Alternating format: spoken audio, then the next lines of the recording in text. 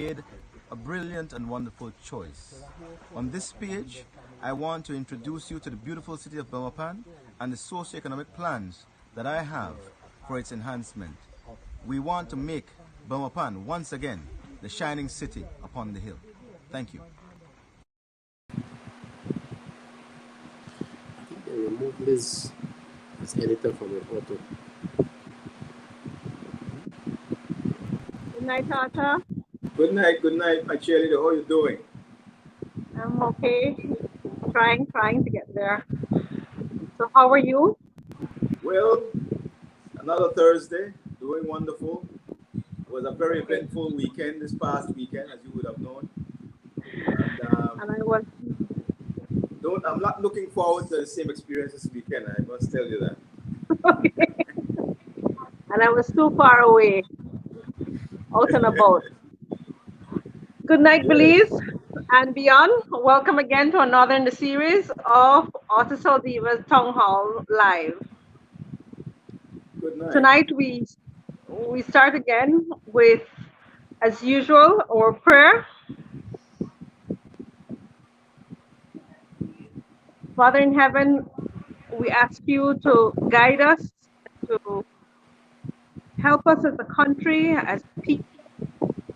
Be with us, show us how to become a better persons. Help us, dear Father, that your will be done and that you will show us how to be fruitful and productive. Guide our leaders, especially those in government or churches, so that they will help those who at this particular time find themselves without or stress or any problem that they may face, that they may know that in looking for your guidance, all things are possible. We ask you to continue to bless us and to keep us safe. These things we ask in your name. Amen. Amen. And it's very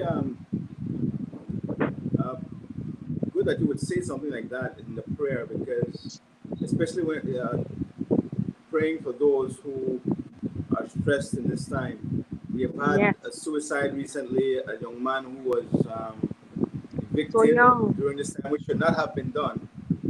And this young man committed suicide. We understand, at least that's what's being reported right now at the Princess Hotel. He also was facing a $5,000 fine for not wearing a mask. So the coronavirus is affecting us in so many different ways, and now it's taking lives in different ways. We have to continue to be our brothers and sisters keepers here, because we're dealing with unprecedented levels of economic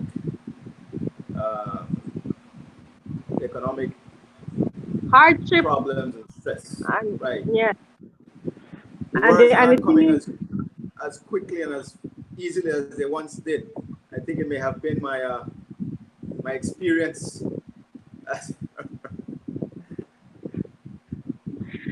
And the thing is, what it shouts to the general public on what happened to you. I was not wrong. I wasn't there. But what it shouts to you, that there are times when selected people in our community are targeted.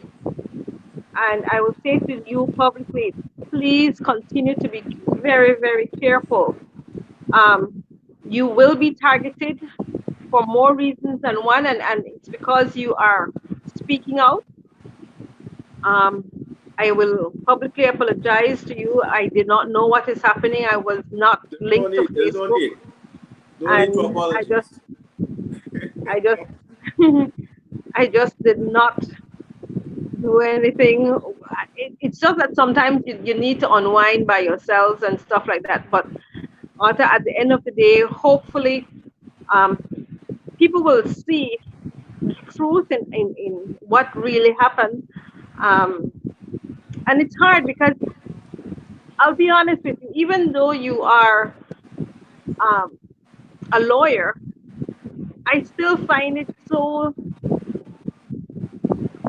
I get irate because it's like there's so many other things that are happening, and you are not the only person who was taking off a helmet and putting on your mask and things like that, and to attack people knowing fully well that they could have just said, please make sure your mask is on. We are human. This is what I'm saying to you. Justice should be something that you practice with mercy. I keep Well, saying that. not even mercy, It's with common above, sense. yes, With basic common sense. The fact of the matter is that in an empty parking lot, coming off a motorcycle whilst wearing a helmet, you cannot have the helmet and the mask on simultaneously. And the helmet is a full face helmet. Um, I will take a chance during the show to bring out the helmet and show you guys what it is. But I'm walking to an empty parking lot. I have my helmet in one hand, my mask in the other hand. I was able to see someone who was waiting at the station for me, gave them the helmet, and I proceeded to put on the mask. This was right before the police officer run behind me to say that I am in violation of the SI. And how can I be in violation? There's no one within 100 yards of me. exactly. The SI was designed, presumably, to safeguard the spreading of the virus. And the spreading of the virus requires to be within Someone six be feet, there. Yeah. 6 feet of a person. I was not within that distance, but they ran up on me and they took a picture before I was able to put the mask on, before entering the police station. But there was nobody around. There was no one within 6 feet of me, within 100 feet of me at that particular time. So it was not necessary what was done. But of course, I understand that the representative of Belmopan has re-entered the race for leadership in his party.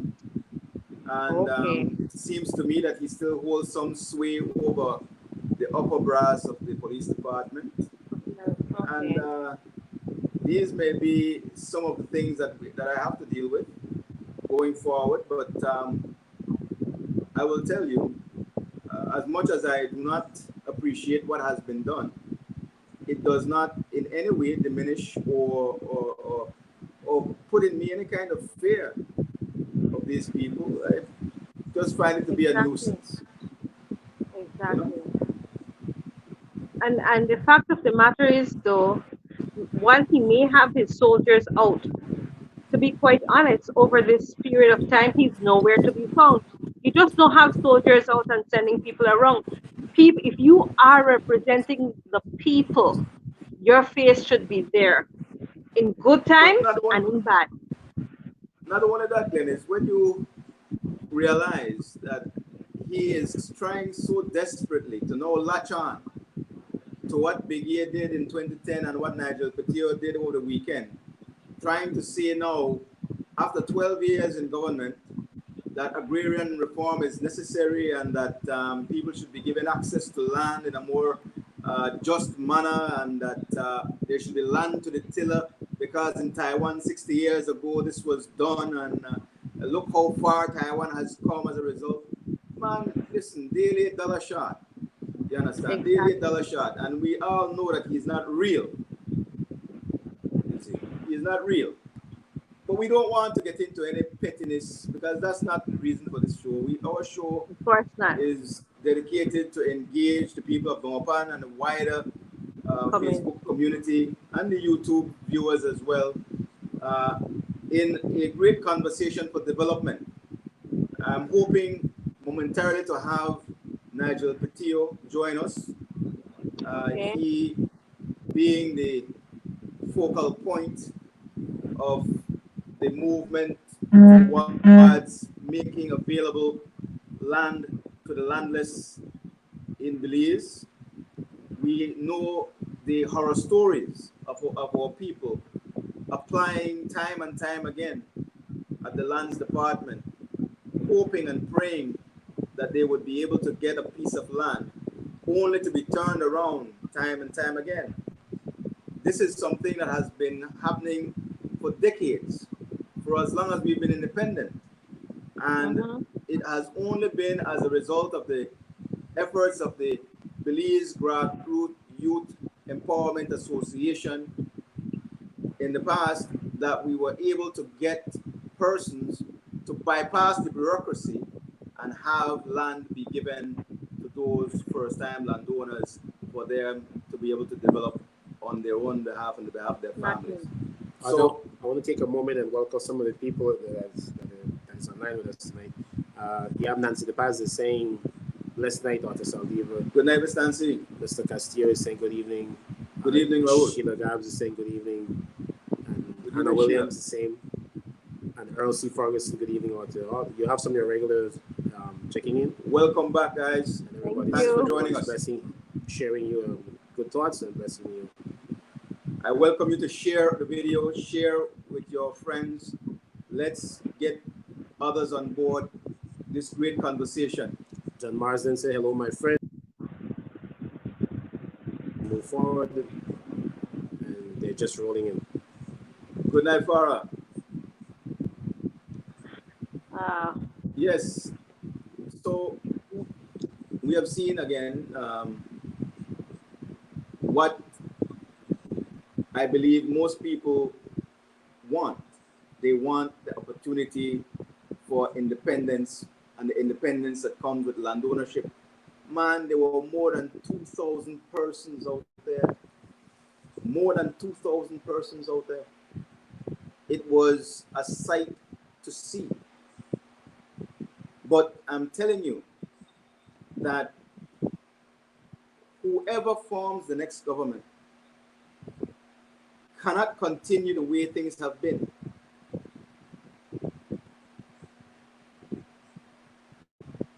Cannot continue the way things have been.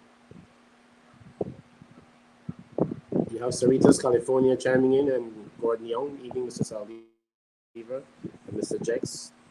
He's here again tonight. It's a good night at the Information Center for the people at home and abroad. That's the night. Good night. Good night, guys. Dennis, it seems that you are not with me right now. Where are you?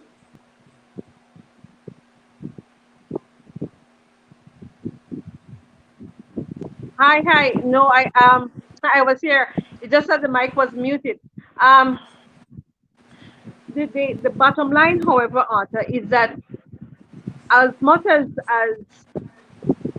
they're seeing that there's a need for land, government seems to be somewhat resistant to have people, especially our own Belizean, because it seems as though it is easier for foreigners to come into our country and get a piece of land than the born Belizean who own a piece of land, to get a piece of land. And more and more we see the need for farming. This COVID pandemic showed that farming is something that we need to look into. Last week, we started to talk on the legalization and trying to make marijuana cash crop, which I will be honest, I found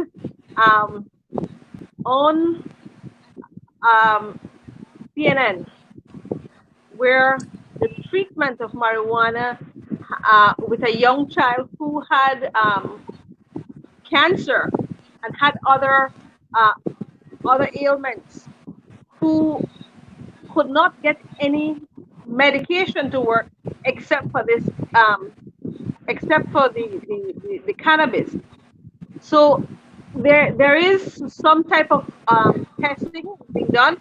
I was told that there was a Belizean author who, through Beltrade, has already tried about 4 years ago, who tried to he made a business proposal, but he was blocked by government. So I've been doing some little research and homework, and I think one of the biggest things that a lot of people are fearful of is because we are a church-based country, whether we like it or not, and we have to face that reality. And many of the churches see marijuana as something bad. And so I think it is important that we get some of the leaders of these churches to explain why they would or would not support such a move, because it is important for all hands to be on deck in this particular scenario.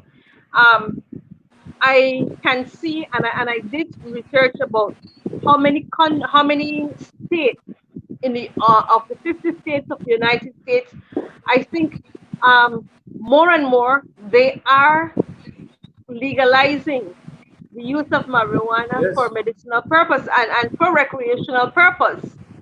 So it's something that we really have to try to look into and try to Even see in how the we can Bible grow Belt, our Janice, economy. even in the Bible Belt, those states in the Midwest and in the South, like Ohio, like Hmm. Georgia, Kentucky, North Carolina, South Carolina, they are also introducing medicinal marijuana as part of their economic uh, regime. So, again, I do not know if it is necessarily a fact that there is a disparity between the churches and the plant. Hmm. There may have been some misconception derived after 1937 due to the overt campaign to demonize the plant. Yeah. But I do believe that once the positive properties are put forward and people are made to look at things from a more objective lens, that there can be some reconciliation. Because again, nobody is advocating abuse, because Marijuana. we do not But anything. want to Anything. see any person under the age of 18 using Okay. marijuana for a recreational purpose.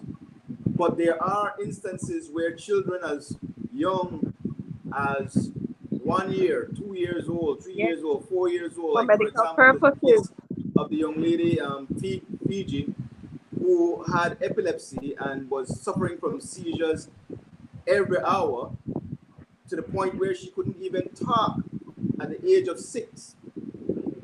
That young lady, when she began was when treatment was started with her, she was then able to have a more normal life. The seizures stopped and she was able to learn to speak and play and be as normal a child as possible. And it's right there. It's there online. You can go and you can research that and see that situation. And why should we deny ourselves the positive attributes? You know, especially when we're at an economic downturn, we need to look at these things in a more comprehensive way. Exactly. And not only that, Arthur, if I my one of the big peeves that I'm looking at too is that one of the biggest country who's there trying to stop marijuana in Belize is the US, and yet in their own country they are legalizing it. So I wonder, why would it be something that is not good for Belize but good for them? That was the plan all along. But we listen. We said we digress. I don't want us to go back down the marijuana road right now. Dennis, I have to say, I'm happy to hear that you've become a convert and that you've been doing your research. I didn't Don't say I mind was a Arthur. convert. I said I've been researching. I've been Don't mind Arthur. I researching. think you kind of miss Polo and we'll ask him to come back for you. Don't worry. Oh, No, listen, last week's I, show I, I was promised. wonderful. Yes, I promised to research, and I did. I started Yes. looking at it and things Let me like give that. you some And facts, Dennis, before Arthur switches them. Hemp okay, doesn't need as much fertilizer as water or corn or switchgrass or other energy crop. And it okay, says here hemp doesn't require the expensive drying required of corn and sugarcane. Hemp can be grown where other energy crops can. They say hemp is more resistant to adverse fall weather than other okay, crops. Hemp has long been known to be the lowest moisture, highest cellulose crop. Hemp remediates the soil, meaning hemp has the ability to extract heavy metals and pollutants from the soil. That's just the start. It can go on okay, and on. So there's some research you can look at as well. okay. Thank you. Yeah, and listen, it does not even scratch the surface with that, because there's so many positive attributes in terms of its conversion of carbon dioxide to oxygen. It is one of the best plants for doing that. And there's another cash crop we had there are discussed so many at some byproducts. point. Yeah, there's lots of residuals from it. But there's another cash crop that Otto and I had discussed, and I think Otto is making a preparation in sometime in the near future to present it. We want to discuss soursop. Yes. And soursop, the potential for industrial soursop in Belize, especially where it comes to the sale of pulp. Belize has the perfect climate. We have the soil for it. And if we were to plant out all available arable land in Belize with soursop, this is the kicker now. we will barely be meeting 2% of the demand globally for that cash crop. And that's every arable square inch of land we have in Belize if it was up. The demand is so high for soursop. Again, these are things that the Ministry of Agriculture should have been pushing a long time ago, because soursop, once you get it moving in terms of its growth, it doesn't require that much attention. Yes, you do have to. There's some offers that's been put on the table when it's where there's where they're asking for a startup cost of well, the startup cost is a bit high, but it reduces over the period, because the soursop plant, there's new strains that can be generating crops within the first year and a half, and it maximizes its output in 3 years. Okay. And its resistance to some of the pestilences here. There's people who are offering it. There's cooperatives that are going to come on board, and it's another cash crop that is just there standing and waiting to be exploited. No, I'll be honest with you though. When I had cancer, when I was first diagnosed with cancer, one of the main things that was pushed, and even my doctor said try, was the dried soursop leaf to use as feed. Yes. It's highly alkaline, which is perfect for cancer patients. And honestly, I had good results with it. So I know I can talk about soursop because I wasn't afraid of the soursop. So I used it a lot. There was a teacher, Mr. Vera, who made sure every Monday morning I got my bag, my whole big bag of leaf, and I was using it. However, what was surprising to me, later on I went to Spanish Lookout, and for a very small bag of the leaves, it was something like $40, and I was like, whoa! Yes. I have been taking this for granted. The soursop trees, they have to be pruned. They have to be kept at a certain size so they can be treatable and manageable. So you're harvesting the leaves throughout the entire process that you're in your cultivation. So there's always something to get from the plant. From the And plant, it's that's only perfect the for fruit. intercropping as well. Huh? And we are going to have an expert with us to discuss this, hopefully next week, Thursday. Because Okay. again, I want to be able to introduce to Belmopan and Belize the possibilities that exist as it relates to what we can do here in Belize to turn around this economic abyss that we find ourselves in, that our leaders have put us in. The borrow and spend policy, the spoil system, where only cronies are rewarded for doing nothing. It's time for that to be put aside. We need to now chart a new way forward, a way forward that would see more people be able to participate, more people having a viable stake. And when we have that across the board, we would have a better nation, because once people know that they are part of the development and that they can play an active role and see what the result of that role is, then they will basically be imbued with that pride that comes with that. And we want that. So we're going to be introducing to our town hall experts that will give our audience ideas as to what they can do to become a better citizen and to have prosperity within their homes, because that's what we all need. I do not want to see Belizeans continue to be dependent, to be waiting around for an election so that they can hold out their hands for $100 for a vote. That kind of thing has to stop. We do not want that to continue, because that is one of the markers that has basically placed us at the bottom Where we rung are. in terms of our democratic identity. It's it's an aberration, man. We cannot continue to do that. You see? But more than that, Arthur, what we need for Belizeans to realize that the power which you have in your hands, that we are are the owners of our country, and these people that we elect are not our bosses. We are their bosses, and until they understand that, the change will not be made. They can never hold us ransom after election because you're waiting for a package or something like that. If you learn to sustain yourself, you can build yourselves to become better and independent. That is the key thing that we need to understand now more than ever, because we are seeing, and this maybe, and I said we always have to look at the silver lining that comes out of things like these.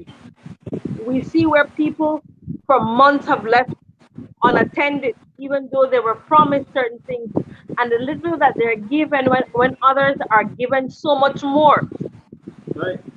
then we are able to see that, look, in times like these, you cannot continue to be dependent on politicians.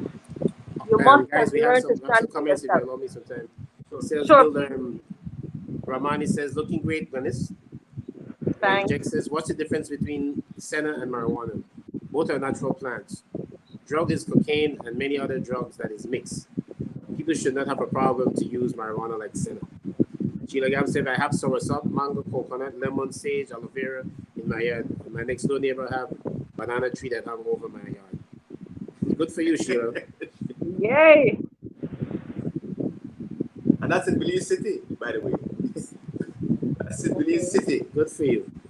And you have to learn to be like a little, what you call the self-sustained, even if it's just for yourself and your family to plant things. And when you have a neighborhood that you diverse your crops, you can look after each other. Yes, And Farah Ken we makes a very salient statement. She says, as with anything, once it's on high demand, it's produced. That's why marijuana exactly, is still planted and sold. yes. And that's the thing. We have to start looking at it from a more mature point of view, as Hmm. opposed to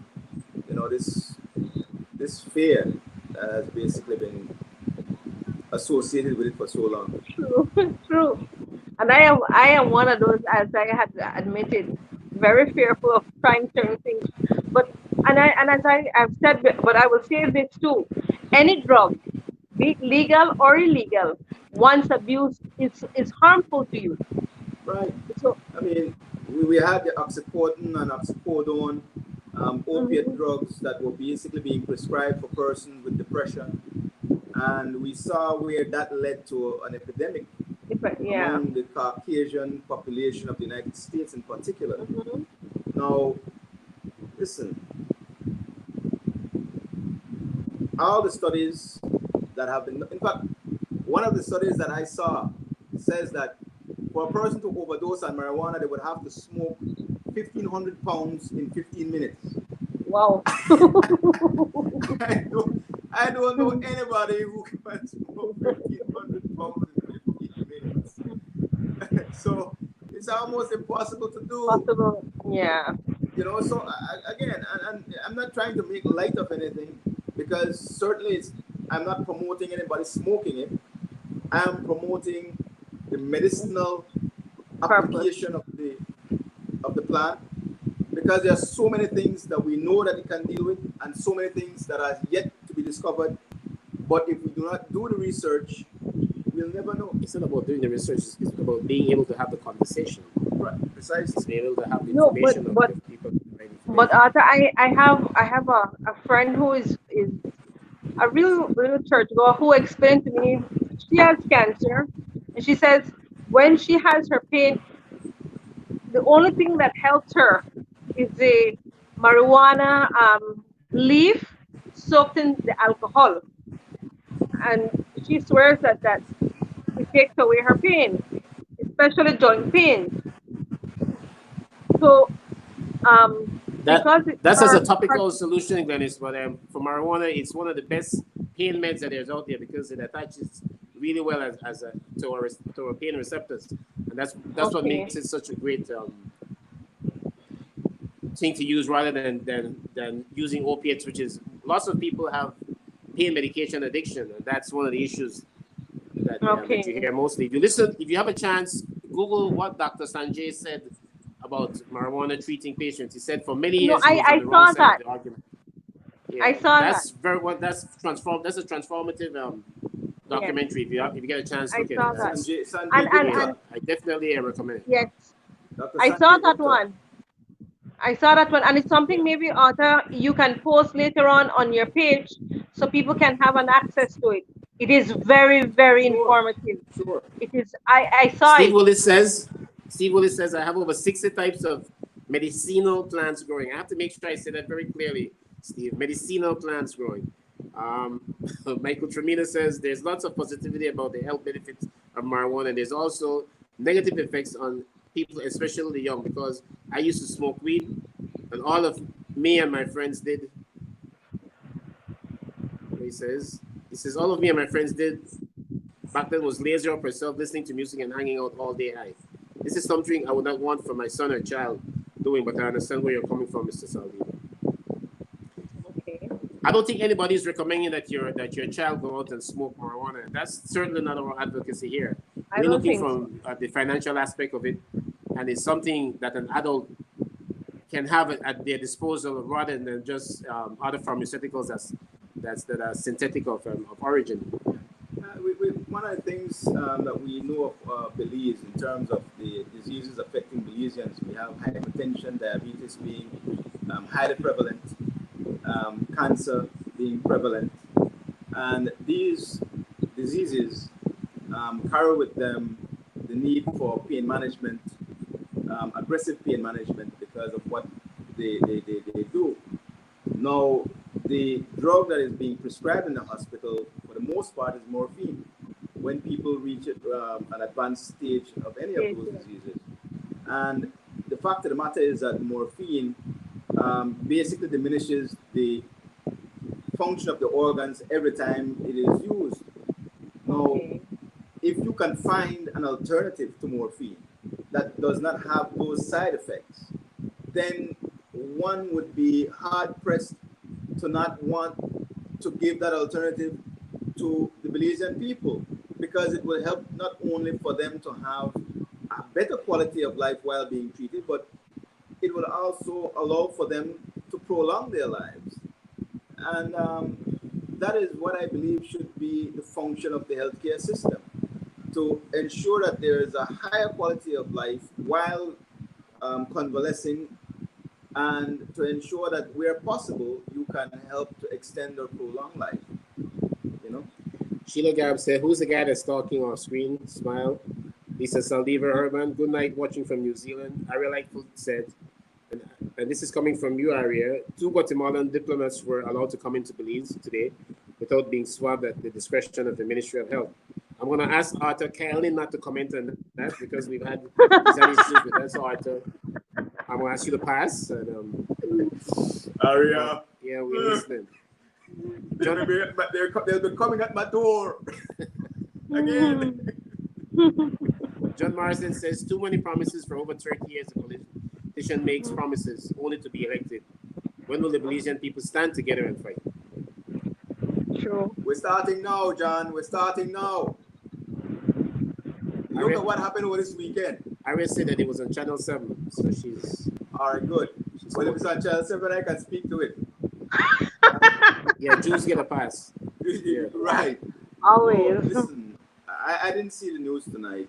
I will confess. I was dealing with other things and I didn't get to see the news. I haven't got the tail end of it. So I didn't catch that particular news story. But again, we allowed Guatemalan drivers to come over with trucks. That was sad. Okay. A week or two ago. Now we are having Guatemalan diplomats coming over without being checked.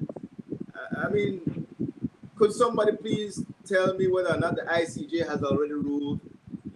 Have we been passed over to Guatemala and not know it? For them to be given such carte blanche access, irrespective of the dangers we find ourselves in with this coronavirus. I mean, really, this is not. It's not something that is done anywhere else. I don't see Belizeans. I don't think Guatemala would allow the Belizean people to just walk No, over they their won't. borders They without, won't. going through a process. So why But should we bend over backwards for them one and of the endanger? things on the news tonight too, Arthur, was that of what will happen when school reopens, especially in the western part of Belize, where you have children from Melchor who Culture, cross the border every day to come to yes. Benke into our education system. And my thing was, I was watching the news and I'm like, to hell with it, they can't come over. And I hope my government never allows them to come over. I'm sorry, maybe I'll Well, be selfish. I'll be well, selfish in this particular time. well, Glennis. I'm What we sorry. gotta watch is what will happen on election day. Whenever How it's much of them will called, come over? the, Exactly. the voters from Melchor, who basically make up almost 60% of the voter rolls in Kaya West. What will Benke. happen? Guatemala still has quite a bit of Bit of cases over cases. there. They can't and it should not be allowed. It should You not be see, allowed because this may at the be the end of the first. day, This may be the first election in more than 20 years decided by the people of I Benke and believe. Sokots alone. Mm-hmm. But This I might be but the first one and in I'm quite a adamant number of about years. it. You can't allow them to come and go every day. You can't. Not with what we have been facing and not based on the sacrifices that Belizeans have made. It's too much. Yes. And if we are cutting back on education, the budgets and stuff like that, then we don't pump because that in itself, each child and calm me mean, but we have to start to look after our Belizean children and pump But whatever extra money we have into them and not into anybody from Melchor, Guatemala. Even beyond, you have people coming. no, I don't know the rationale behind cutting the budget for education. I would have thought that you may have wanted to convert those money, reassign or refocus those monies into other parts of education. Children are not in schools right now. We understand that, but there are still poor, marginalized families who have children who are of school-going age that may not have the technology to allow for their child or Exactly. children to participate and get the education they need. I think the government should have been able to acquire, whether it be tablets at an affordable rate for distribution to those families so that these children can be made to keep up to speed.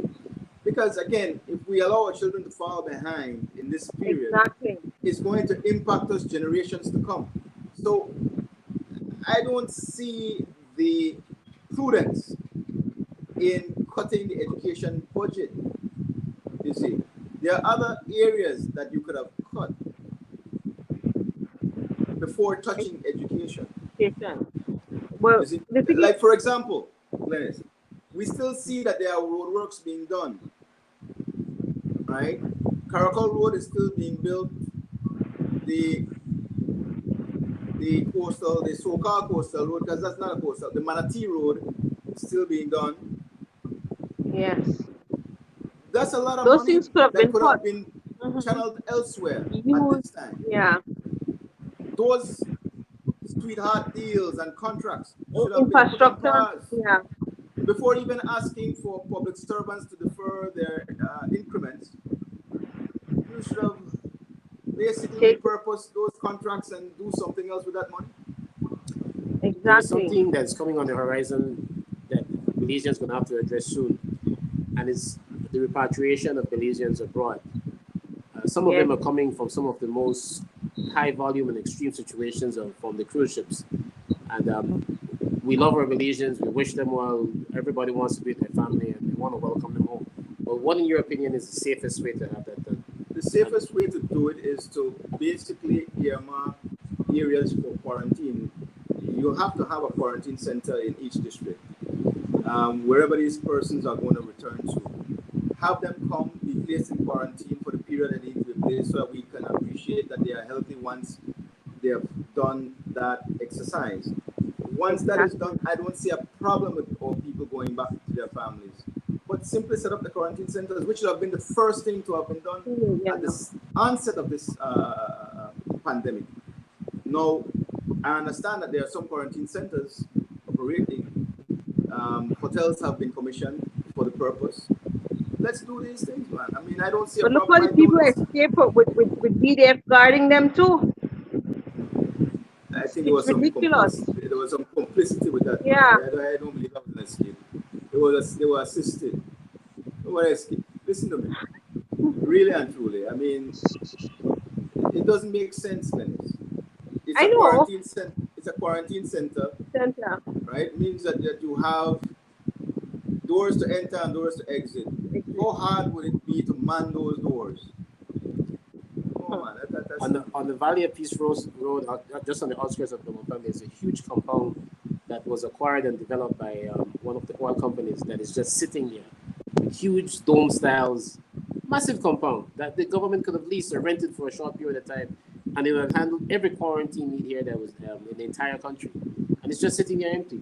yeah. Nobody have the foresight to go in and ask her to develop it or to have some No, sort of but you investment. had right here by the Zeta Ice Factory, where the hotel was the Chinese hotel owner voluntarily gave his entire building for government to use as a quarantine area, and yet I think it's something like $160 a night if a student wants to come home after because they're finished with their studies. I'm like, come on, it's ridiculous. It does not. You don't have to go to Radisson to stay because that's Right. the rate that Radisson is now charging. You don't need to go there to stay. You could have done something that is more economical and bring your people home. And I agree with you, Atta. Bring them into a zone where they have to stay for a period of time. Because honestly, you coming back from studies, you don't have a job, and Right. then you have for 14 to 21 days you have to pay $160 a night. That is ridiculous. The You're done provisions out are of being money put in because of place right what now, you Dennis. exerted. The Pardon? positions that are being put in place are more about control, not about the health Yes. and well-being of people. It's about control, There's, and that is not the proper motivation to have at this time. there's another very important topic out there I want you to touch on from your legal background. The commissioner has said blatantly, live on TV, that the curfew at night will be kept in place because it has become an effective crime fighting For tool. crime. He likes it that way, so he's going to keep it intact. What is your legal opinion on that? Stupid. Well, listen to me. Listen to me. Um, from what I have seen, right? Yes, one can argue what the commissioner has argued that crime has gone down as a result of the curfew and what have you. But there is still the constitutional right of freedom of movement. Mm-hmm. While there is a state of emergency, there is justification for a curfew. Once the state of That's emergency so is far. lifted, that has to go Mm-hmm. because the Constitution is not being replaced. The rights are not being taken away, they have been suspended, curtailed. But that's a temporary situation. Law enforcement has to invest Fine. in upgrading their capacity to investigate and solve crimes. They have to evolve. Having citizens be placed in a virtual prison from 8 till 5 in a democracy is untenable. The commissioner needs to do his job and he needs to stop kowtowing to the politicians.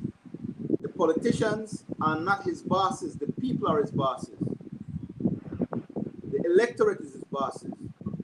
And I think it might be high time for the commissioner to be an elected position rather than one that is appointed by politicians, because it seems to me that the commissioner is confused as to where his allegiance should lie. You're the commissioner of the police, the Belize Police Department, mean that you serve the entire country of Belize, and the people of Belize are your responsibility to protect and serve, not your political bosses. And not only that, when you have to govern by fear, that's not governing. That's not governing.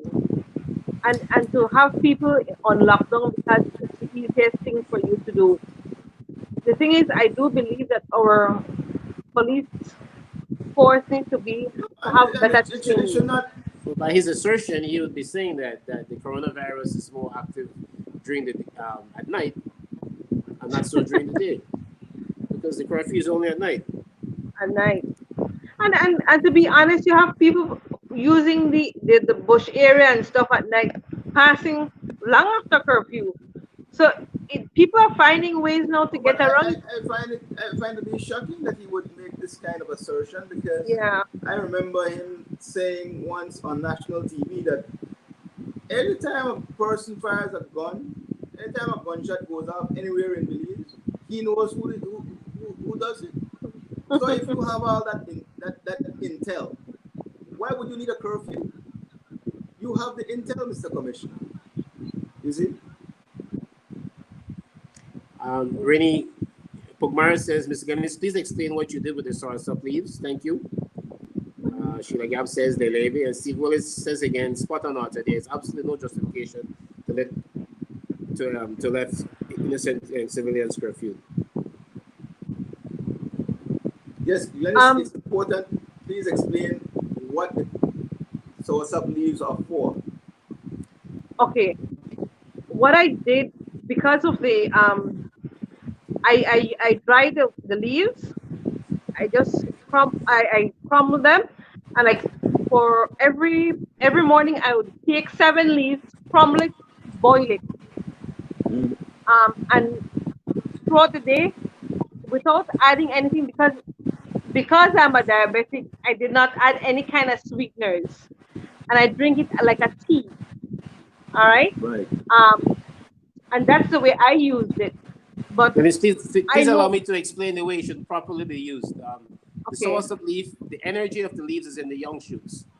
Whenever you Well, yeah. you call the tree, it puts out new leaves, and what it does is that all the concentration of nutrients and energy goes into that new shoot, because the plant thinks it's dying. So those are what's harvested, and what is it that you want for cancer is the alkaline benefits.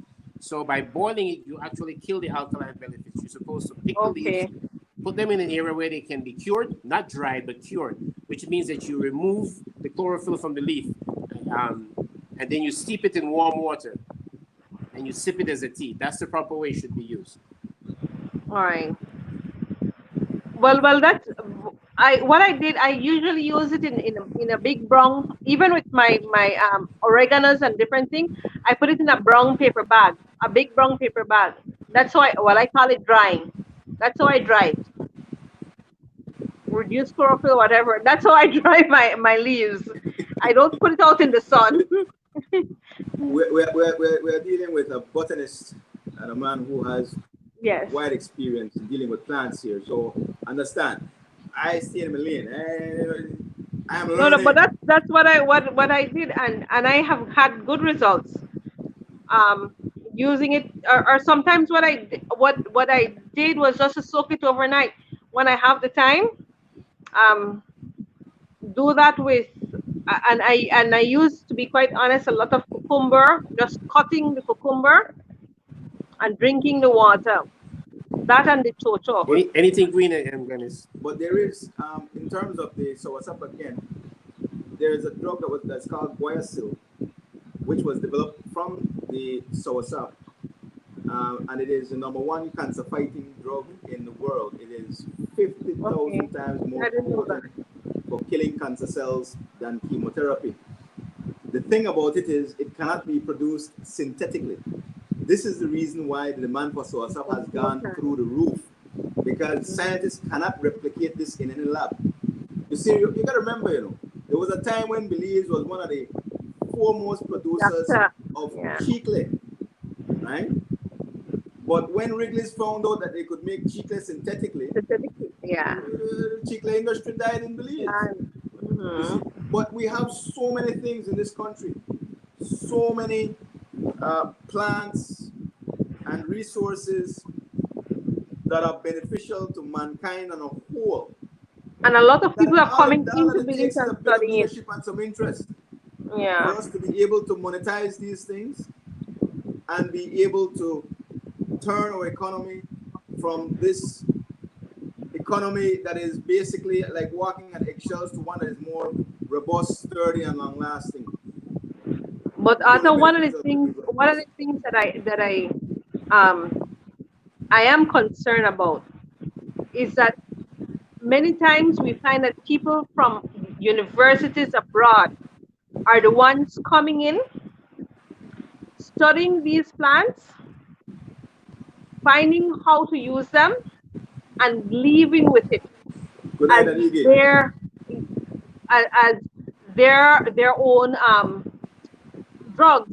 And when these things happen, we have to be careful when we allow students from abroad to come and study our plants, because again, we have to have some type of protection so that um, whosoever come in, and then you have people who come in from abroad again, and they make they come in, they learn about the plant, and then they develop their own little industries. And Belizeans are here, they know about it, yes, but they don't know how to market it, and so it is Glennis, coming out of their hands. it's a bit more in depth than that. If you allow me to say, Glennis, Mm-hmm. we should fear any knowledge that is brought into Belize. There's a lot to be learned from diaspora, from expats, and from other people who have that information, who have studied. No, no, I'll give you I'll give you an example. For many years, I'm sure you as a child probably out there, and certainly me, we were beaten for drinking Cerasi, and everybody swears up and down by Cerasi. Cerasi is extremely toxic to the liver. It's one of the worst things that you can possibly drink. It's to be used as a topical solution only for bathing the hair, for killing of mites and that nature. And so there have been some misdirection, and there's nothing wrong with learning from people who are coming here. We shouldn't fear no, that. We no, should embrace it. no. I'm And not what saying we we don't should do is learn. protect our industries. Exactly, that is what I'm Go saying. ahead, Glennis. That when they come in, we should find ways in which, when they come in, we have to learn, because that's one thing I will not be against. Every day you learn, and you learn from everybody. But I'm saying to you, when we allow people to come in, we should have certain guidelines and rules where we can protect Let what me, is ours.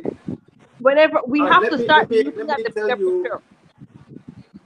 Glennis, one of the things that was done in Singapore, for example, was Hmm. that the in the creation of the Jurong Industrial Park, which was a 2,000-acre industrial park, what Lee Kuan Yew and his government did was to ensure that all the multinationals who were coming in first had to put in a training institute.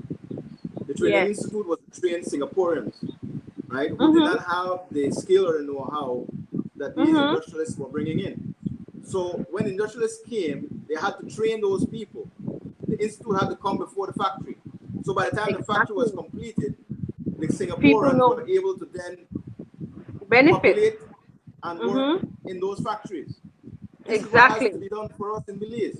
This is the basis of Exactly. the Gladden Plan, by the way, which I will talk about more in depth at another time, because we have to address how we're going to Yes. develop Belize in a way that benefits Belizeans, but Hmm. also that makes us a pivotal state Sustainable. Yeah. in Central America and the Caribbean. And the only way it's going to happen is with the Gladden Plan. One of the most prolific um, pieces of literature produced in Belize was done by Dr. Rosita that studied with an old Mayan man. And the name of the book is called The I Panda see. Trail. I highly And the recommend trail. everybody go out and get that book and read it. It Hmm. details not only the medicinal aspect of it, the Vanelliho. biological Yeah. aspect of it, but she speaks of the spiritual aspect of it as well. It's a Hmm. very interesting read. And not many Belizeans would have gone and shacked up and lived with an old Mayan man to have collected information. She did it. So there's an abundance to get from people that are coming here. Not because we have it here that has been provided for us, means that we've utilized it. No, We need and to that was move away from that mindset. No, no. we haven't, I because agree with you. we have not had the leadership in government to embrace these things and to ensure that they have been developed.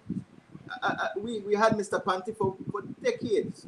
Mr. Panty was one of the foremost persons in terms of knowledge of Herb. the medicinal plants in our rainforest. But in terms of what was done with Eligio Panty, it's a shame, it's a crime that all his knowledge has been left marginalized in a small group, while they could have had a university class centered around that, where students would have been able to go and learn. And then we could have invited associate professors to come in and to develop an industry around these things. I mean, that man was a wealth of knowledge. There's loads of messages coming in here, guys. I Okay. want to jump in on some of these. Go ahead. Earl C. Ferguson says, Arthur, there was once a certain politician in pre-self government time who was one tricky pony. Many are the times that he was the only representative of his party in the National Assembly. At one point, Mr. Golson. they was there hinting the person was from Belize, the politician, and the other one was from Toledo District. Knowledgeable as you are, I'm sure you know who this is. This is. What do you, Arthur Saliva, candidate for the national office, believe you can do as a solitary representative to effect the changes you expose and avoid being co-opted by other behemoths? One thing I can do, and I'll tell you this, Ms. Geary, is that in terms of representation, I would not be representing myself. It's a constituency of at least 5,000 or more persons. We'd want to have it at 5,000 persons. In Belmopan, which is an international city in Belize, being a representative in Belmopan means that I would be a de facto diplomat to all these embassies. So I wouldn't really have to depend wholly and solely on central government for support to get the policies that I would want to see done. What I seek to do, with the help of my constituents, is to elevate the debate. I want to say good night, welcome to our guest, Nigel Petio. Mr. Hi, Petio, good night, man, Nigel. it seems to me that you are struggling with technology, my brother. Good night. Good night, guys. Night, night. Good night. Good night, Nigel. Welcome. Good night. Good night. Good night. Good to see you. Good night, Teach. Dennis. Hi, good night, Mo. You hear me? Yeah, you hear me? All right, guys. I hope you could hear me better. Yes. Yes, I'm hearing you now. All right. Thanks for having me here tonight. Yes, man. Nigel, I would want you to first introduce yourself and also to give our viewing public an understanding of what you have been doing and the motivation behind what you've been doing. Yeah. Once again, good night, Nigel Petio here. Land activism, man. And I see the importance of Belizeans owning land. We're probably one of the only countries in the world where have a Ministry of Natural Resources, a Ministry of Lands, where you can actually go in and access land. And not only Belizeans can access land, almost anybody find around the world who come into this ministry and access land. We only have so much land in this country. If we will be giving out land like that, then we need to prioritize and ensure that the Belizean man and woman own land. I've been repeating for quite some time now that I have always believed that land is the solution to poverty. Proper land management is definitely the solution to poverty. Teach a man how to work the land. That land will provide shelter for you. That land will provide food for you. That land will send children to school. That land will definitely get you out of poverty. And that's all I'm trying to preach here. Belize have a lot of land, period, point blank. Our population of 375,000 people thereabout, we have enough land to ensure that every Belizean owner is a land. The problem here is land have been issued out, I mean, recklessly. You have some people in a government who own almost the size of a village, guys. People own thousands and thousands of acres. Now, we the grassroots people not beg for no thousands of acres. Most of we can afford to maintain 1,000 acres or 100 acres, etc. We did ask they want acre of land because we see and we know what 1 acre of land could do for the grassroots man. Me myself, as growing up as a poor family in Belmopan, my father and my mother had an acre of land. That acre of land took us out of poverty. We were able to plant food, cassava, planting, cocoa, coconut, vegetables, tomatoes, sweet pepper, a whole lot of things where you don't have to go in your pocket and take out to buy anything. You understand? Right. Now, as one poor family, sending boys to school, growing up in a community like Belmopan, you need to be able to come up with some extra ways of saving money. You can't rent unnecessarily. So owning a piece of land, you don't need to own a mansion right away. We started off in our bus. My parents, we had an old bus, not an old Shaw bus. One of the oldest bus possible. That was home to me, my mother, my brothers. 3 of us, 3 brothers, mother and father in our bus. That was home to us at first. When he cold, he cold. When he had, he had. But I tell you, we never had to pay rent. So we start to build a house around the bus. After we build one long amount of foundation, the length of our bus. We build room, we build room one piece. It's not overnight, no over no yard, 2 years, over a period of time. And you know, Nigel, what you said there is so important. Parents, you see me? So piece the bus start to get cut out. Yeah. And the house expand. Yeah. Nigel, we have Mr. But the poor people there, we build with one home.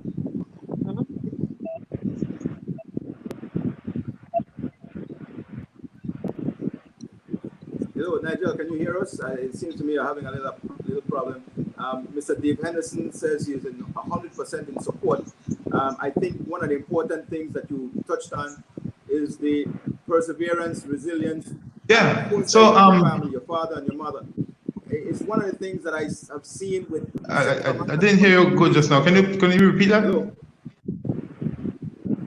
Mr. Dave Henderson, one of our faithful viewers, has mentioned that he is in 100% support of what you're doing, as are we here. Now, I find it very fascinating what you've said, especially about your humble beginnings and the way that your mother and father persevered to be able to give your family a better Yes, life. I'm hearing you, Arthur. Right? One of the things that we have seen with our Central American brothers and sisters who have come to Belize is that they have started very humble the same way. Work hard, till the soil, planted, harvested, sold their crops. And when you go to some of the communities around Belmopan, Las Flores, San Martin, Rivera, you are seeing nice buildings going up. These are not people who are working in banks. These are not people who are working in government jobs. These are persons who primarily work the land. So if they can be able to find future in working the land, why can't other Belizeans do the same? One of the big problems that we've had is the disparity in treatment. I have nothing against our Central American brothers because I'll tell you what, I have roots in Honduras. I have roots in Salvador. But I am a Belizean. Exactly. So I cannot look down on the Central Americans. But I will tell you, Belizeans need to have the same opportunity to own land. We have seen time and time again where Central Americans have come across the border, picked a spot, worked that spot without going to the lands department. And every 5 years, a number of them are normalized, given citizenship and given legal right over that land. So why not us? Go ahead, Nigel. I like that piece the way I said, but why not us? I thought about that today, Arthur. I was doing some driving today, and I asked myself, why is it that then Bali insists on making it hard for poor people to get land? Or poor people, I tell them,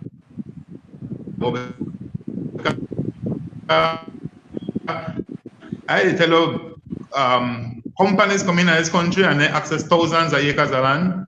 Like you said, with Central American brothers and sisters come in, they access acres and acres. Anytime the small Belizean man go to the lands department, right away they tell him no land there. Or the politician promise her and tell her, vote for me.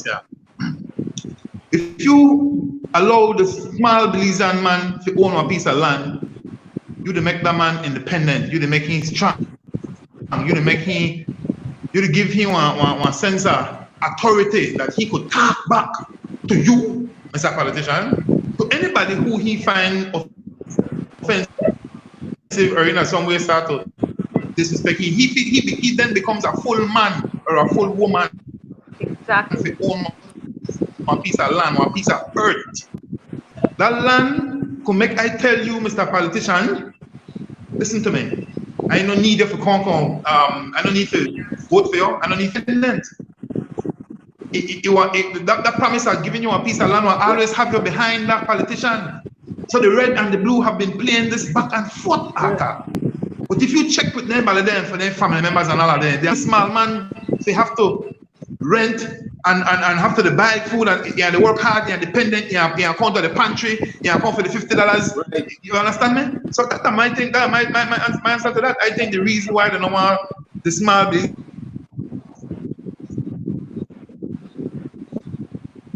Nigel? Can you hear us, Nigel? We seem to have lost Nigel. But very, very good point. We need to have the Belizeans getting their share of this jewel and not just leaving us sideways and leaving us dependent.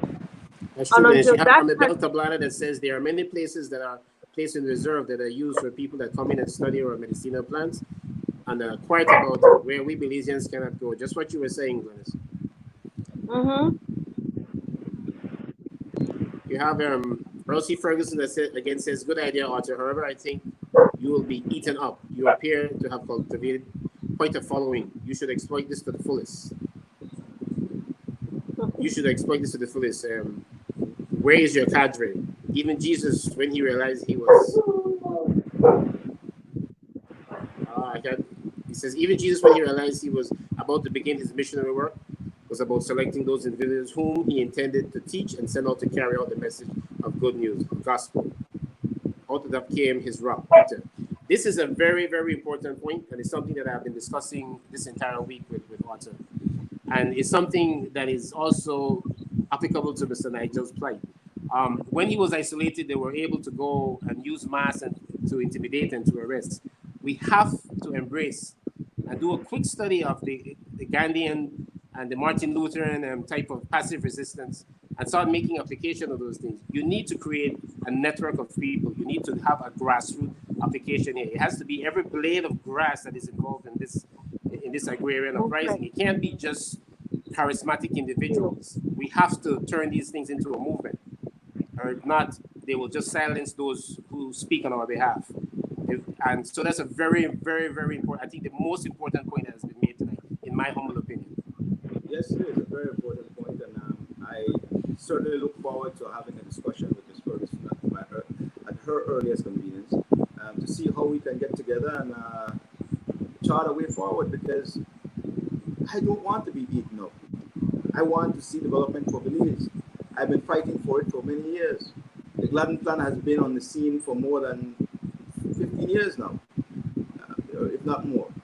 And it is one of the things that I really and truly believe needs to be implemented. And I believe there is a way forward to getting it done. Certainly, it cannot be done alone. Diaspora is so important.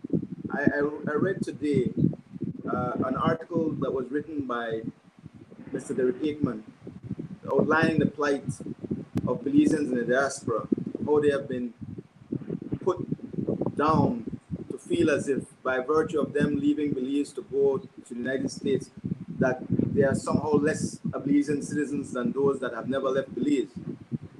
And the point that he made in that article is so important, and one that I fully subscribe to, because I do not see any reason why those in the diaspora should not be able to participate fully in the governance and development of Belize. Yeah.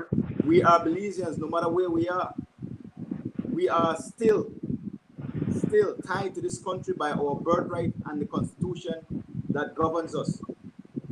So I do not subscribe to any philosophy that seeks to divide Belizeans against each other based on the fact that one is in Belize and one is not. Speaking of the Belizean diaspora, you saw him to get some star followers here. Papa Crowley says, why not us? 100%, 100%.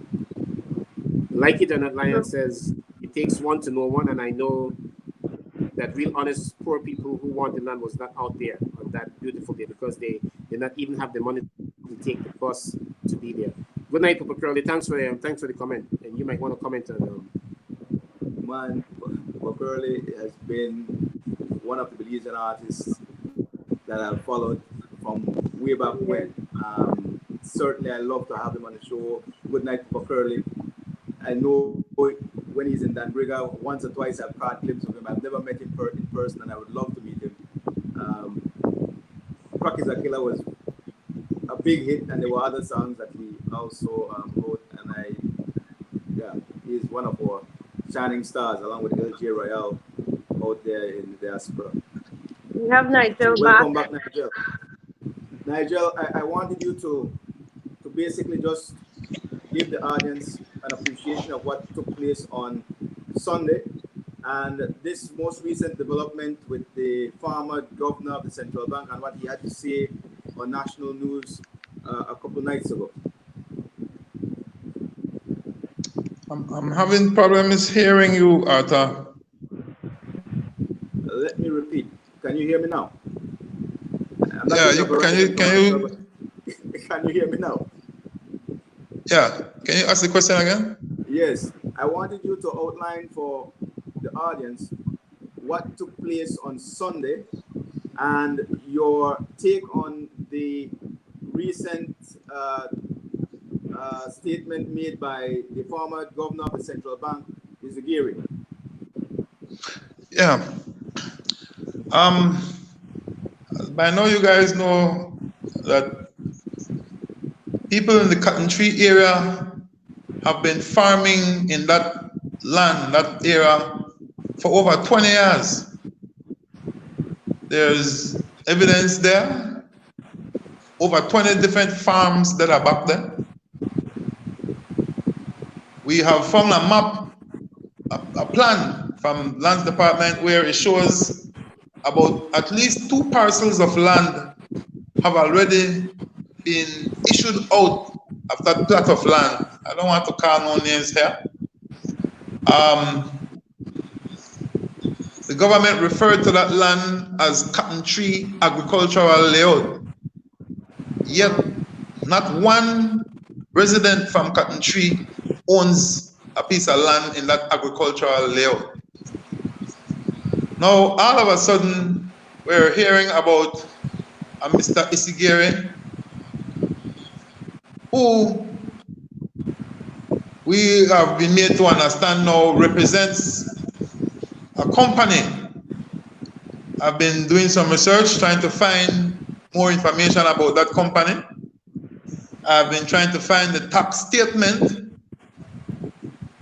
on the land that would reflect the company's interest on that land. And also, they made mention of the fact that they're in some sort of litigation or something at the court, something like that. I'll just pop up. Hey, over 20 years this land they get work, right? Hey, over 20 years this land they get work. And all of a sudden, somebody come make claim now because one bunch of poor people come out asking their government to look into this land and see how we could make it available for the small people, the poor people who always the vote for you back and forth. Right. And you've been promising over and over land to the poor people. The government now, instead of try discuss or negotiate with this individual if the claim is so right. Again, too, we don't want to make this issue seem as if though about this cotton tree land, and not just the cotton tree land, okay? Land on a whole. There's many land around this country that are in a said situation.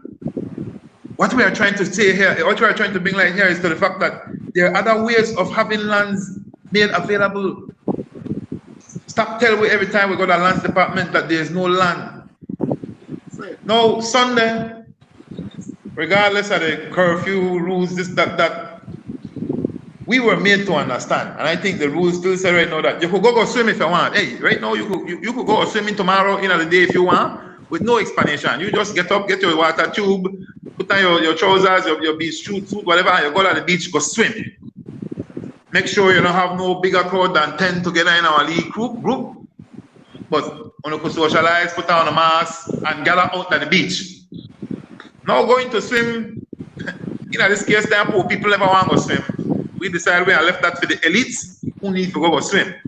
We thought that going to farm and try clear down some land, especially during this pandemic, would have been one more sensible thing to do with the lead time when they go through the curfew. We don't want to swim, we want to go plant food. You know what happened to we out there, the bunch of poor people where they cry about want land and always have to vote back and forth. One whole heap of police come out there. They come with some of the biggest guns I've ever seen in the Belize artillery. I mean, big guns, I call them the ratatata. Hey, then the big, then the low. That's what they bring out there after the voters. They see voters when they're going out in the next 2, 3, 4 months from now, you know. Hey, I want to give you a piece of land, man. We don't want to hear about you want to give you a piece of land. We want a piece of land. No. No land, no vote. No land, no vote. Right. That's the slogan now. We push that. You can't come campaign, yeah? Try have one piece of land to give this family, so that we could see you serious, because you play with this idea of giving land to we back and forth, back and forth, back and forth. Granny don't get a promise. Granny will tell it if it is that when the politician give me the land, I want to give, well, Granny dead.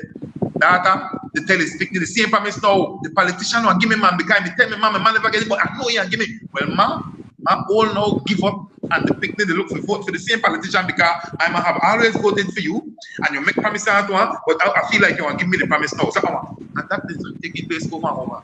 Every 5 years, who 12, 13, 14, 15, then a new voters. Where I give them the same line over, they give the older ones than before. Listen to me, all I am trying to say here is that if you, government, serious about the poor people, if you want make us independent, strong, make us positive contributors to society, make land available for we. Land is the solution to poverty.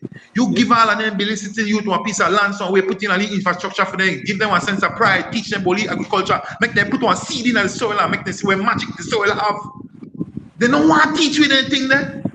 They rather keep we in the swamps in the city. They rather have we in that situation where they can point their finger up and we and say that then are the bad ones, then are the troublesome ones, then are the ones who need to lock up. So if you're serious about we, government, make land available for we. So we went out there Sunday, regardless of the rules, not because we had nothing else to do. Not because we don't enjoy one good Sunday cooked dinner home, or would I want to wash my clothes and prepare for the next day at work. Not because one of the most important resource, one of the resource that could make our lives just change and the generations to come, the cycle just break. The government insists that we don't deserve land. So now here comes one individual claiming that they understand. You know how long we the sing understand? You know how long people the farm understand? How could, listen to me, Lands Department never even give you information. Right now we can't even get information. The people in whom they try to work with me in the Lands Department, they look at their black mind number, they're afraid. I know, I can understand. I can understand that. Well, because of the person who has come forward. I mean, listen to exactly. This exposes another big problem. No, just take for a minute, Nigel, to think maybe, let's say that this thing is real, that the Zagiri did have this thing and this corporation, and let's say it's real, right? It exposes that this may have been speculation, that this land was being given to these people to speculate on, for them to turn around and make a profit from it at some later date. No, it has been 20 or 30 years and they have done nothing. When Exactly. I went out there to locate you and bring you out of that property, I was able to see lime trees. I was able to see coconut trees. And that had nothing to do with that so-called Belmopan Land Development Corporation, because Exactly. there is no footprint of that corporation on that property. This is what I'm saying. These were hard-working families who came out there. I saw some of these young ladies with machetes chopping, going around their trees, cleaning their trees, and these people were there for years. Now, I'll tell you this, because one of the misconceptions that the government was trying to put through with their narrative from the lands department was that it was somehow illegal for a person to occupy private land. I will say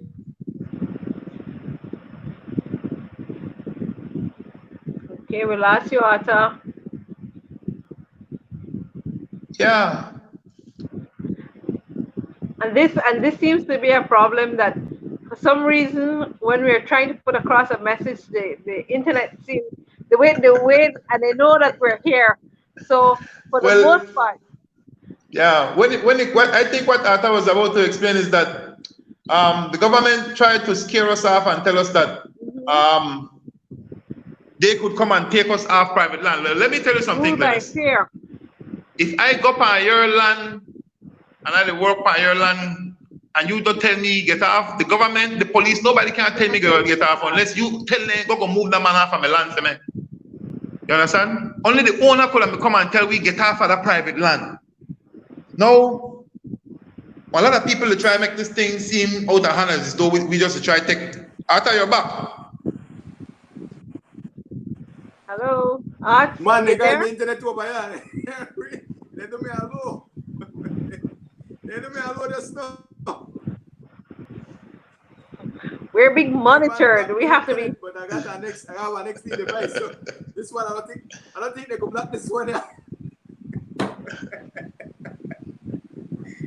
They knocked me off, but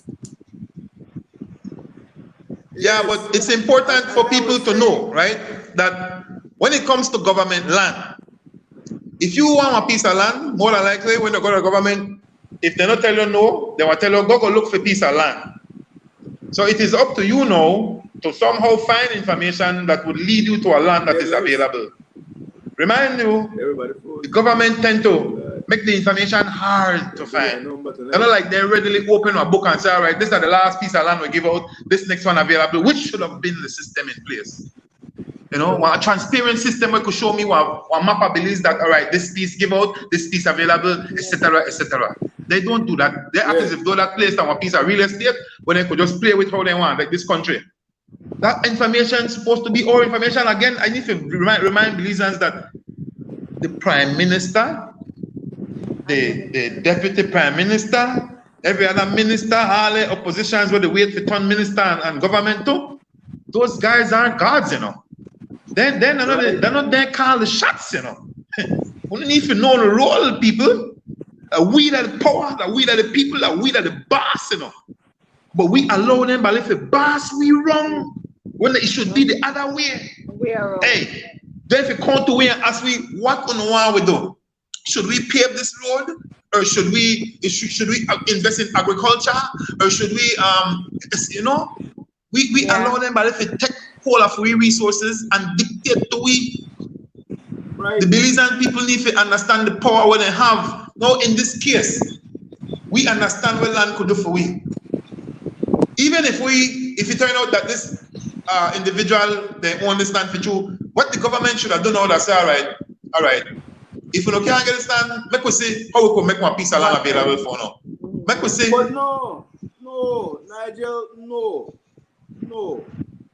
Those persons who have planted trees on that property have been there for more than 12 years. That's right. Squatters' right. Adverse possession. At this point, they are qualified to get title by prescription. Exactly. And not title for a little piece. They have occupied the entire 2,500 acres. They have occupied all of it. That's right. Atta. It would have been required for them to have been there for 30 years. But since they're in no way. Only 12, and I know that there are persons there that have been there for more than 12 years. I will have you know, Atta, in no way am I suggesting that we are going to give up this land? I am just saying that the government should have at least by now come in and say, boy, I understand that there are people come out, they want a piece of land, make we have a discussion, they still provoke the situation. We're not a back down for this now. We look for work on this, we need visitors, we need more information.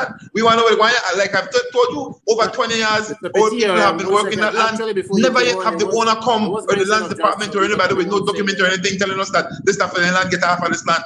They have already lost this case as far as I'm concerned. Okay?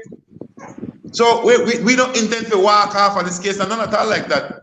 We're pushing this case. We plan to find more information and dig up where this company really did, and try to get some information. The media needs to somehow pressure land department. The Belizean people need to pressure the land department and make those information available. Then they hide the information. We can't even It looks find the stink. court case. I have no idea about the court case. Go ahead. I want to go ahead and bring up the discussion we had earlier with Johnson Lever. Yes, Nigel, I don't know if you've seen the latest Facebook post from a fellow living in Belmopan who claims to be the era rep, saying that he is now welcoming agrarian reform and that he believes that there should be a more fair system in land distribution, and how Taiwan was able to do wonders in 60 years by embracing land to the tiller. Have you seen that post, and what's your impression of this Johnny come lately, so to speak? Shame on him. It take the man who a pandemic, it take the man who a pandemic to realize that what we made preach for over the past 10 years was the best road.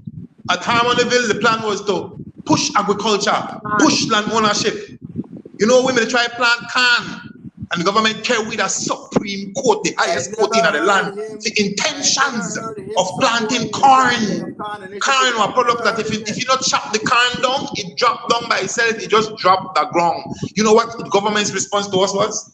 Leave it in its natural state. Make bush and jungle grow front town of the Harmonyville. That was actually the government's response.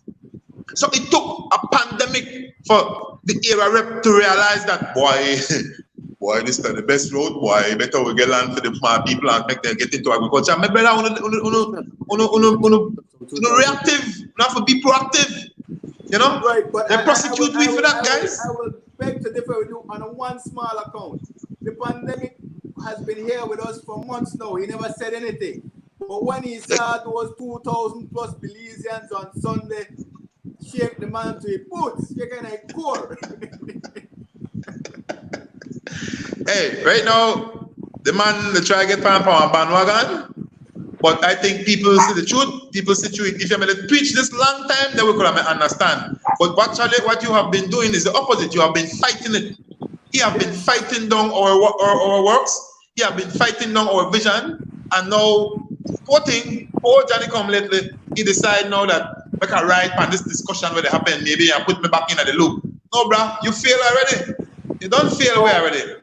I don't normally give the man any kind of airplay on my show, but just a quick point of digression. There's a story coming out of San Pedro, a letter that was written by a gentleman that I will put on my Facebook page, but talking about a situation of child prostitution on the island.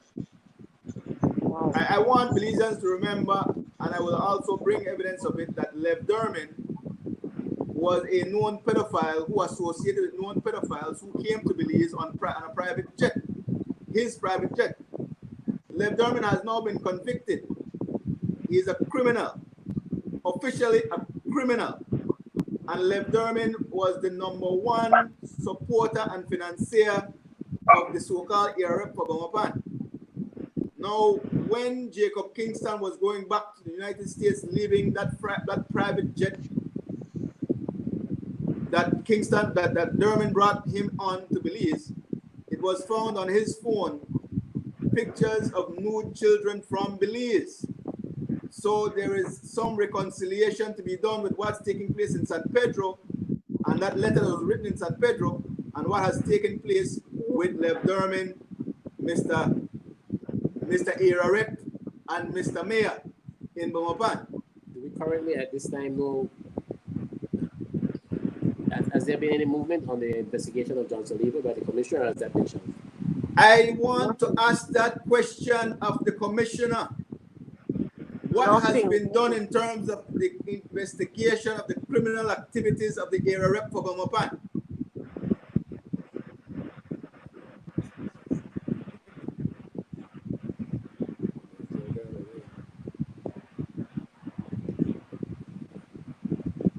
Man, what a shame. Look at this. It's like a man who has just found religion in that post.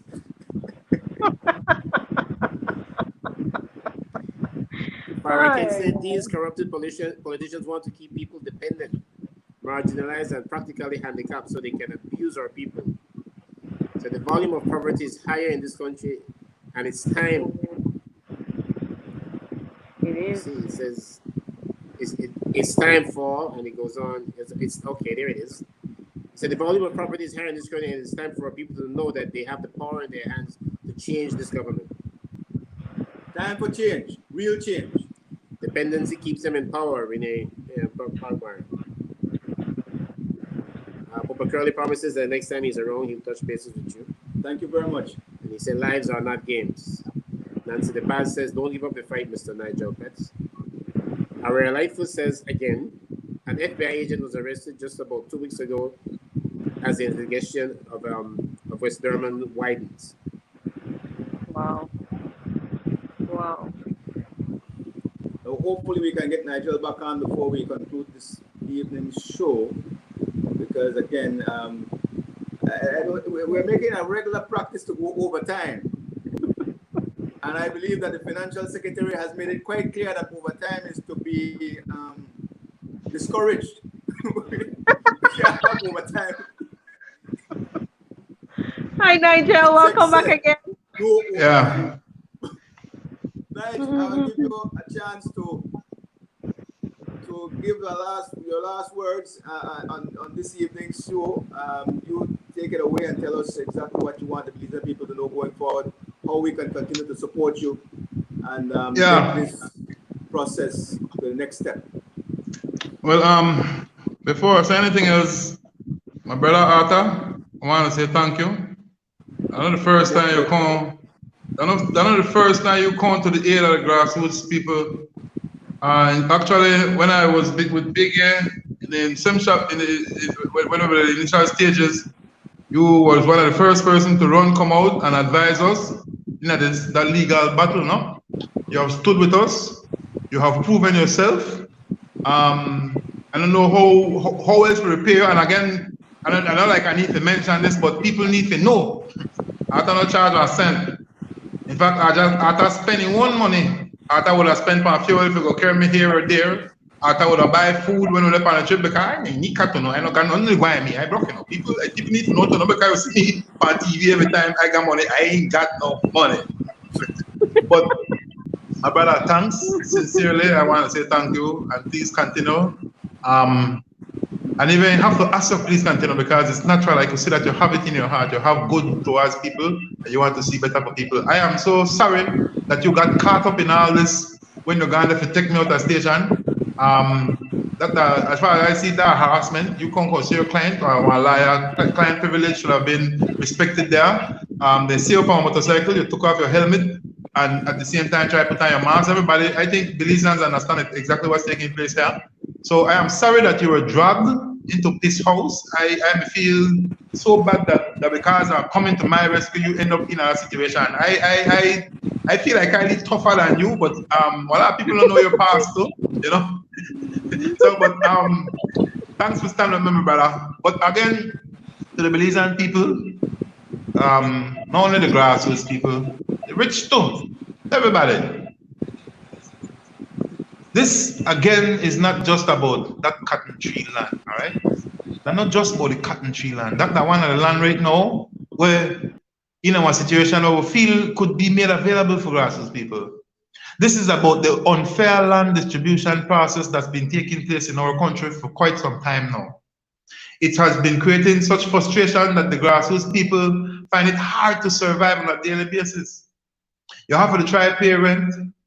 You have to try buy food, pay school fees, all this. It just not add up for the poor man. But we believe that if we could own a piece of land, if we believe that just owning a piece of land could definitely put a dent into all that unnecessary spending and frustration. We believe by owning a piece of land, we could take our time and build a leaf home.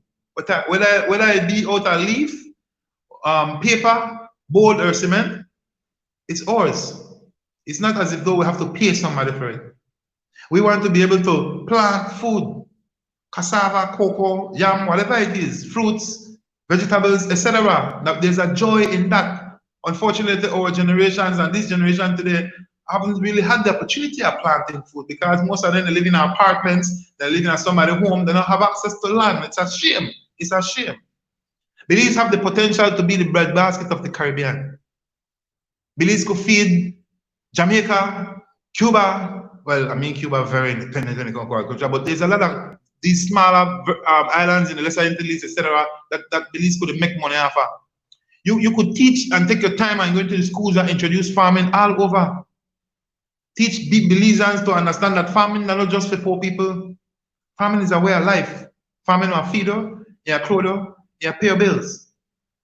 So what we have here today, Belizeans, is an opportunity to have our voices be heard, to shift the paradigm and leave it, to get the attentions at the National Assembly and telling them that, yo, we need to drive the things, be different, be more aggressive. Show that you don't really care. Go up on the limb for it. Be the patriots that we thought you were when we vote for all of the polls. So the most I want to just fly by with a wire bearer. I don't know where wire bearer now. Why? You just come along in a t-shirt and slippers with them while we vote.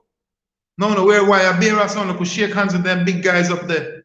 On a drive boy in a Prado and Ford F-150, some of the best vehicles, Cadillac. This country can't afford that.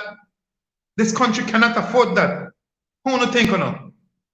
Want to live good off of the back of the poor people? Well, the poor people have reached a point where we can't take it no more. And we're asking now that we go back and write the script all over. Make land available for the grassroots people. That's my message. Again, I'm so overwhelmed and appreciative of the fact that people understand the message. This message is not about me. I would have support anybody who come out and push the drive for land like I've been doing. It's not about Nigel Pito. It's not just about the people at Kakinji or Harmonville. It's about the Belizean right and birthright to owning a piece of land. And the fact that owning a piece of land can bring independence and freedom to most Belizeans, then let's do it because they are better Belizeans. So let's continue. Join the movement. The slogan that no land, no vote. No land, no vote. Free up the land. Thank you guys for having me tonight. My teacher, Ms. Dennis Williams. I don't know if you remember me from first farm, second farm, third farm. You have been there with me all through Compre. I remember you for you be very young. You never have none of that. I want to get a gray hair, right? But I one of your product. One of your product. You are. Yes, I thank you, Ms. Dunn, And you Ms. always Paulina. was someone who stood up for what you believe in, no matter what. Again, that's right. For school time, I was always stand up because I know I believe in a voice in my opinion. So I want to thank you guys for molding me. Out of and I leave why out of the rating in my community. Here I'm one of the older guys. Out of me tall one time. Out of me tall one time. But my brother, thanks. I appreciate your support. I appreciate your strength. I appreciate the fact that the country, the stand behind one idea or something that could make us great. Make Belize great then. All that. Yes. And Nigel, that is something that I applaud you, because your determination and your will, your zest, and not being put into a corner and feel afraid of what is happening. That is something that a lot of Belizeans don't have the courage to do today. But with one, slowly we'll get others to see that it's okay for you to stand up for what you truly believe in and what you believe is yours. Yes. And for me, that is the battle that we have to face today. I thank you for making sure that you are able to do what others are at this time unable to do, and hopefully very soon they can join in and see that there is a cause, there is a real need for you to understand the process. And I watched it and I said, you know, I used to tell you guys, you have great power. And I'm seeing that you have brought it to future, and I'm proud of you. I'm very proud of you, Nigel. At the That's good. time, That's I'm a good. Rudolph, I'm a Nigel, I'm everything, but I am proud of you. I'm Thank very you. Thank proud you, of you. teacher. And thank Thank you. you. Thank you, Yeah. guys. Good night. Yeah. Good Thank night. you, Good night. Ramani says great show, guys. And I think Augustine says Otis Belmopan needs continues an to area left have, like Arthur Saliva. He cares for the people. yes, he continues to have Stella problems with his Club says internet. great show. I wish I caught you all earlier. Everybody, please keep up the great work. Thank you. Yes. DC Ferguson says the defense funds is now a necessity. Sergio Exactly. Samuel says good show, guys. Keep it up. It says Thank Nigel, you. they're commenting you. They say you're articulate and well spoken. Sheila Gapsey, author for Belmopan. And Thank Prophet you. Michaels Willie says stand up for your rights. Good night, guys. Amen. Blessed. And Good night, guys. appreciate the Thank you for show. having me Take again. care. Have a good night. One love. God bless Good you night. all. See you guys again next Thursday. Next Glennis, Thursday. Thank you wonderful very show again much. tonight. Thank Thank you. you. Good night. Good night, all.